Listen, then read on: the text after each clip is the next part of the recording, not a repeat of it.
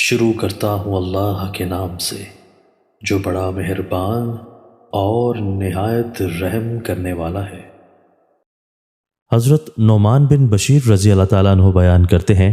رسول اللہ صلی اللہ علیہ وآلہ وسلم نے فرمایا،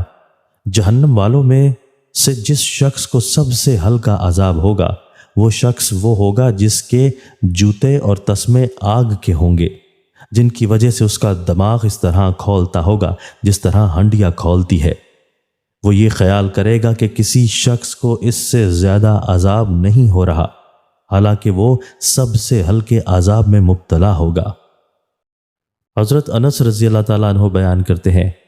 رسول اللہ صلی اللہ علیہ وآلہ وسلم نے فرمایا، روز قیامت جہنم والوں میں سے اس شخص کو لایا جائے گا جسے دنیا میں سب سے زیادہ نعمتیں میسر تھیں، اسے آگ میں ایک غوطہ دیا جائے گا، پھر کہا جائے گا، اے انسان، کیا تم نے کبھی کوئی خیر و نعمت دیکھی تھی؟ کیا کسی نعمت کا تیرے پاس سے کبھی گزر ہوا تھا؟ وہ عرض کرے گا، رب جی، اللہ کی قسم نہیں۔ پھر اہل جنت میں سے ایسے شخص کو لایا جائے گا جس نے دنیا میں سب سے زیادہ بدحالی دیکھی ہو،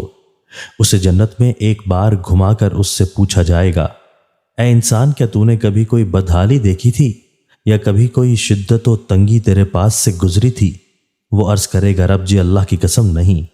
نہ تو کبھی بدحالی میرے پاس سے گزری اور نہ میں نے کبھی کوئی شدت و تنگی دیکھی۔ حضرت عبداللہ بن عمر رضی اللہ تعالیٰ عنہ سے روایت ہے کہ نبی اکرم صلی اللہ علیہ وآلہ وسلم نے فرمایا، 4 خصلتیں ایسی ہیں کہ جس شخص میں سب کی سب پائی جائیں وہ خالص منافق ہوگا، اور جس شخص میں ان چاروں میں سے کوئی ایک پائی جائے اس میں نفاق کی ایک خصلت ہوگی، حتیٰ کہ وہ اسے چھوڑ دے۔ جب بات کرے تو جھوٹ بولے،